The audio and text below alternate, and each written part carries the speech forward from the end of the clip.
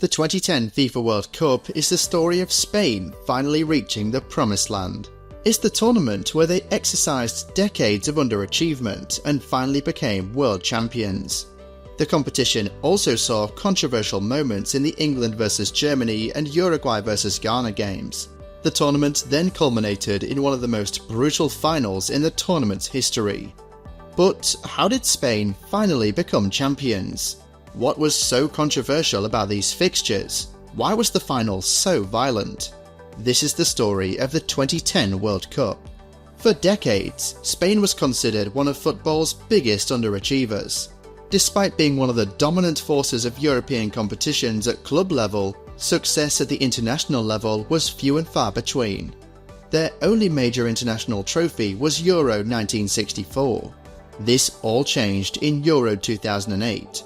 Led by manager Luis Aragonés and a star-studded midfield of Xavi and Iniesta, Spain finally ended their 44-year trophy drought and became European champions. Aragonés left his role in 2008 and was replaced by Vicente del Bosque. He had a strong reputation after winning 2 Champions Leagues with Real Madrid. He was well known for his philosophical quotes: "Leadership must be likeable, affable, cordial, and above all, emotional." The fashion of authoritarian leadership is gone. Football is about life. You can't be angry all day. Going into the 2010 World Cup cycle, Del Bosque had to tackle 2 issues. One was their sloppy performance in the 2009 Confederations Cup. Spain lost to the USA in the semi-finals. The second was the fitness and mental health of their talisman Iniesta. His close friend Dani Jarque, an Espanyol player, died of a heart attack. This, combined with his injuries, set Iniesta in a downward spiral. He later said, "There are moments when your mind is very vulnerable. You feel a lot of doubts. Every person is different, every case. What I'm trying to explain is that you can go from being in good shape to being in a bad way very quickly." Despite the issues, Spain qualified for the World Cup with ease. They won all 10 games in their qualifying group. South Africa was selected as the host. Before moving on to the main tournament, please consider hitting like, subscribe and the notification bell. My next video will be on the 2014 World Cup. Thank you. Spain was drawn in a group with Chile, Switzerland and Honduras. Spain was expected to top the group. They began their campaign against the Swiss. Spain dominated the ball from start to finish. The best chance of the first half fell to Piqué. Iniesta found him with a lovely through ball. He turned inside of a defender, but his shot was saved by Diego Benaglio. The breakthrough did not come until the 52nd minute. Incredibly, the goal came for the Swiss, not Spain. Benaglio took a goal kick that bounced off Sergio Busquets' head.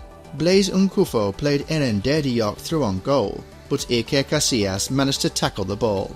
An almighty scramble occurred before the ball came to Gelson Fernandez, who scored from close range. Spain pushed for an equaliser.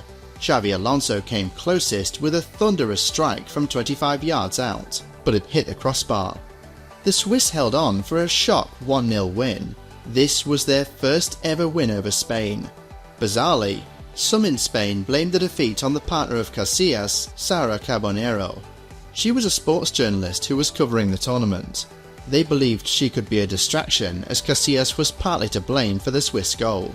Sara would later comment, "Can I destabilise the team? I think it is nonsense." Spain played Honduras in their second game. This game was comfortable. After just 17 minutes, David Villa opened the scoring. He received the ball out wide on the left. He made a driving run into the box. He dribbled past 2 players before firing the ball into the far corner. Villa sealed a 2-0 win in the 51st minute. He received the ball on the edge of the box and shot towards the goal. The ball was deflected and flew over keeper Noel Valladares. Spain faced Chile in a must-win game. It would prove to be a competitive affair. Spain dominated possession, but Chile looked dangerous on the break. Marc Gonzalez missed a great chance for Chile after some quick passes found him at the far post. In the 24th minute, it was David Villa once again who broke the deadlock. Fernando Torres was played through, but the Chilean keeper Claudio Bravo ran out and tackled the ball away. The ball came to Villa, who was 40 yards out but saw an empty goal. With his first touch, he curled a left foot shot into the net. Despite falling behind, Chile still looked dangerous. Despite this, Spain doubled their lead in the 37th minute. Iniesta played the ball to Villa to the left of the box. Iniesta continued his run into the box where Villa found him with a pass. With his first touch, Iniesta slotted the ball into the bottom corner. Spain was 2-0 up.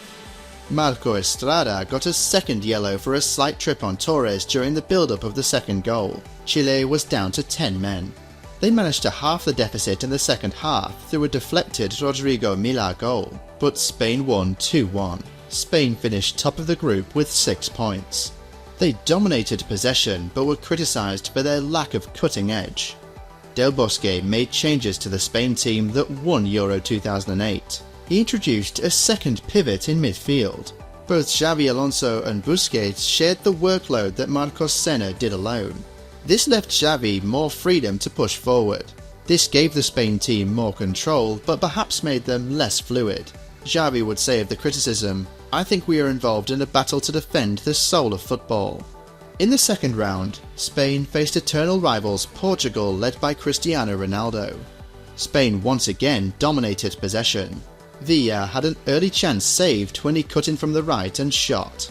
Thiago Mendes had the best chance of the first half for Portugal. He took a shot from the edge of the box that Casillas failed to tip over, but he just recovered in time to punch it away before Hugo Almeida headed the ball in. In the second half, Fernando Llorente had a great chance, but his free header was saved by Eduardo Carvalho. The breakthrough finally came in the 63rd minute. Once again, it was Villa. Iniesta received the ball on the edge of the box before playing a 1-2. He then did a lovely outside of the foot pass that Xavi flicked onto Villa. He had his initial shot saved, but he hit the rebound off the crossbar to give Spain a 1-0 lead. In the 89th minute, Ricardo Costa got a very soft red card for putting his arm out whilst challenging for the ball. Despite putting pressure on Spain, Portugal could not create any clear-cut chances, and Spain won 1-0. A noteworthy game in the second round was between rivals Germany and England. The game would have one hugely controversial moment. England was favoured to win due to their big-name players such as Steven Gerrard, Frank Lampard and Wayne Rooney. Germany, on the other hand, had a young squad of up-and-coming players such as Mesut Ozil, Thomas Müller and Bastian Schweinsteiger. Germany played on the front foot with swift and direct attacks from the start of the game. In the 20th minute, Manuel Neuer hit a goal kick deep into English territory. John Terry misread the ball, which flew over him and into the path of Miroslav Klose. Klose was able to fight off Matthew Upson before poking the ball past David James to give Germany the lead. In the 32nd minute, Germany tore England apart. They attacked from the right wing, and Klose played Müller through with a quick pass. Müller ran through into the box before crossing to a wide-open Podolski on the far post. He then fired home a low shot to give Germany a 2-0 lead. Despite Germany dominating in the 37th minute, England got a goal back. Gerrard got the ball from a corner and crossed it into Upson, who scored with a free header. Just 53 seconds later, Germany gave the ball away in midfield and James Milner made a driving run before passing the ball forward. The ball came to Lampard, who from the edge of the box fired a looping shot onto the crossbar. The ball then bounced a couple of feet past the line and into Neuer's hands. Incredibly, despite clearly going over the line, neither the ref nor the assistant saw it. The goal was not given. The incident was immortalised by commentator Guy Mowbray. "It surely crossed the line. It's not been given. Surely that was in. Oh, it's in. It's so far in." The assistant ref Maurizio Espinosa would later comment, "It was a very fast shot that I did not see properly, even though I was located in the right place." In the second half, Germany dominated and was especially effective on the counter-attack. In the 67th minute, a Lampard free kick led to a counter where Schweinsteiger found Müller, who fired it in to make it 3-1. Just 3 minutes later, Germany countered again. Ozil drove up the left wing and fired a low cross to Müller, who tapped it in and completed a 4-1 win for Germany. In the quarter-finals, Spain played Paraguay. The first half was quiet and uneventful. Spain once again dominated possession but did not create many chances. Paraguay did manage to score in the first half through Nelson Valdez, but the goal was controversially ruled out for offside. The game is known for a very eventful few minutes in the second half. Oscar Cardozo was pulled down by Piqué and Paraguay was awarded a penalty. Cardozo took the penalty, but Casillas saved it. Spain immediately launched a counter-attack which led to Villa being brought down and Spain was awarded the penalty. Xavi Alonso took the penalty and scored, but was ruled out for encroachment. Alonso retook the penalty, but it was saved by Justo Villa. From the rebound, he fouled Fabregas, but a penalty was not given. In the 83rd minute, once again Villa broke the deadlock. Pedro fired a shot into the post which came to Villa. He then took a shot that bounced off both posts to go in. Spain was in the semi-finals of the World Cup for the first time since 1950. Another controversial moment occurred during the Uruguay vs Ghana quarter-final. This was the first time the two teams had ever met. In first half stoppage time, Sule Muntari scored with a stunning strike from 40 yards out. In the 55th minute, Diego Forlan scored with a fantastic free kick from far out wide on the left. It was 1-1 after 90 minutes.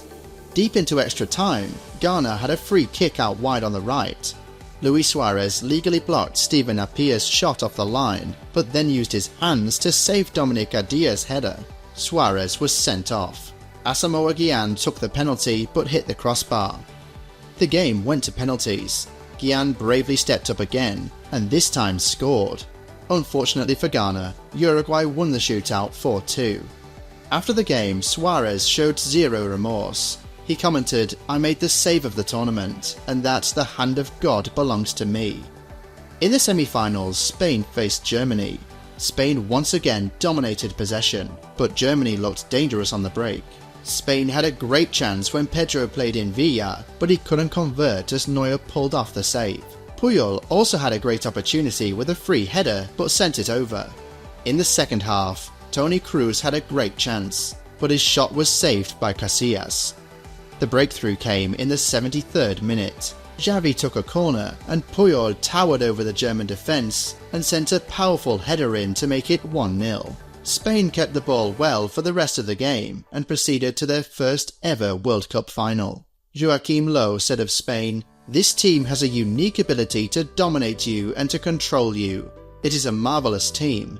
These guys are the masters of football." The final was between Spain and the Netherlands.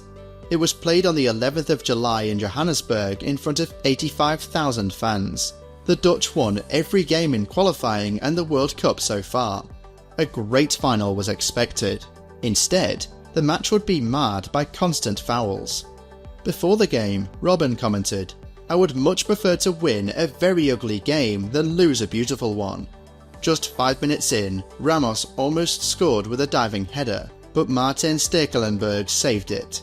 After 15 minutes, Robin van Persie received the first of 14 yellow cards shown in the game. The most notable of the fouls was by Nigel de Jong. He went for a high challenge on Alonso, where he went studs first on his chest like a karate kick. Incredibly, he only received a yellow card.